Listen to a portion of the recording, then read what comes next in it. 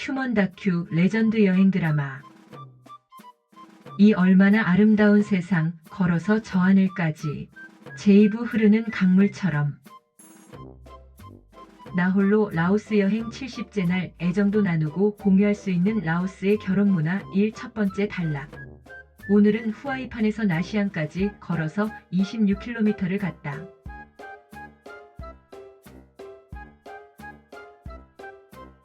오늘도 열심히 걷고 있었다. 걷다 보니 괜스레 나도 모르게 피식 웃음이 나오고 있었다. 웬 실없는 짓인가 싶었는데 문득 어제 조금 특이한 라오스 가정집에서의 민박을 하면서 느꼈던 집안 분위기가 생각났던 것이었다. 역시 문화의 차이라고 밖에는 이해할 수 없었는데 아시아권의 많은 나라들을 여행하면서 볼 수 있는 결혼에 관한 문화 중 아직 일부 다처제와 일처 다부제가 공공연하게 이어지면서 애정도 공유하며 사랑을 나누고 살고 있는 곳들이 있다는 것인데 어제도 그런 특이한 가정 중에 하나가 아닌가 싶음이었다. 대부분의 라오스 산골 마을들은 집성촌을 이루고 있고 그 안의 가정들은 대가족화되어 있음이 일반적이다. 그런데 그중 울타리 없이 몇 채의 집들이 옹기종기 모여있는 집들이 있는데 어제 민박을 하였던 집만 해도 40대의 남자 혼자 무려 부인 4명과 아이들까지 모두 17명이 여러 채의 집들에 나뉘어 함께 공동생활하며 살고 있었다. 그동안 라오스 여행을 하면서 가끔씩 부인이 둘, 셋 정도까지는 보았지만 사실 한꺼번에 부인이 넷이나 되는 것을 본 것은 처음으로, 그것도 첫째 부인부터 넷째 부인까지 그리고 아이들까지 모두 한 집처럼 근접해서 가정을 이루고 살고 있는 모습을 본 것은 정말 독특한 장면이 아닐 수 없음이었다. 물론 라오스는 일부 일처제를 법으로 규정하고 있지만 산골 마을들의 현실은 법보다는 일부 다처제가 불가피한 듯 예외일 수밖에 없는 것 같았다. 그것은 여행을 하면서 이런 집들을 적지 않게 보았던 것이기 때문인데 더욱 흥미로운 것은 남자가 나이 어린 둘째 부인 이상을 얻는 것에는 사실상 남자의 결정보단 놀랍게도 모계사회의 가장 격인 첫째 부인의 결정과 승인에 따라 이루어지는데 얼든 무슨 조화인지 우리의 상식으론 이해가 안 되는 부분이었다.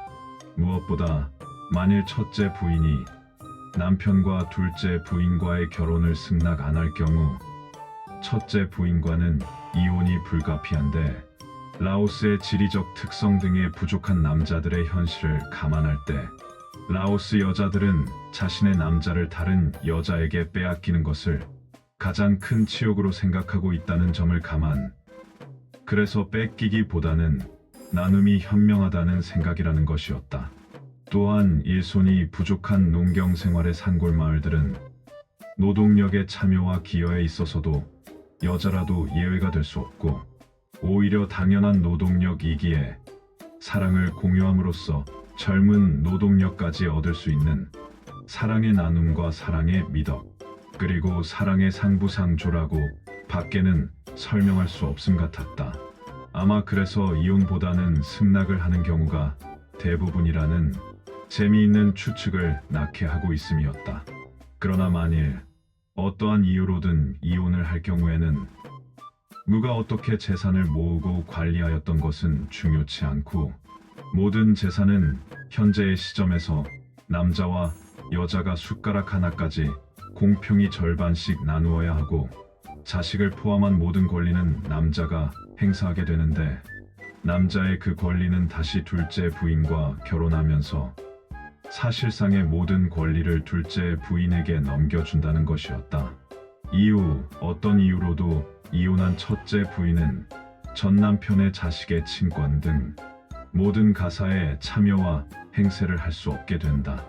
그러나 재미있게도 대부분의 남자들은 이혼을 하면서 친권은 이혼한 전 부인에게 주고는 자식 없이 홀가분하게 둘째 부인을 맞아들인다는 것이다.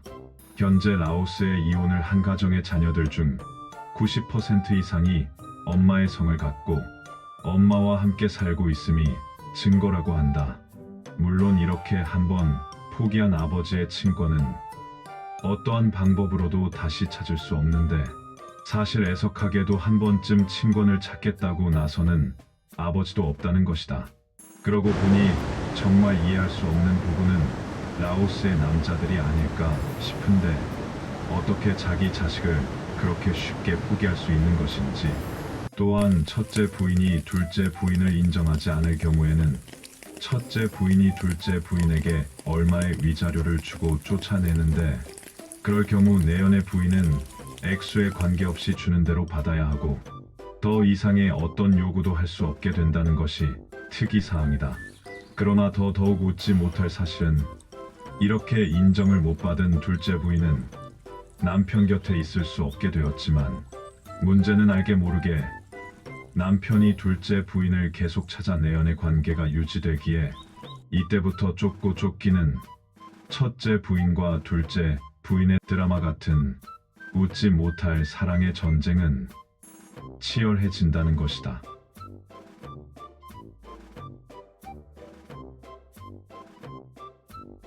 감사합니다.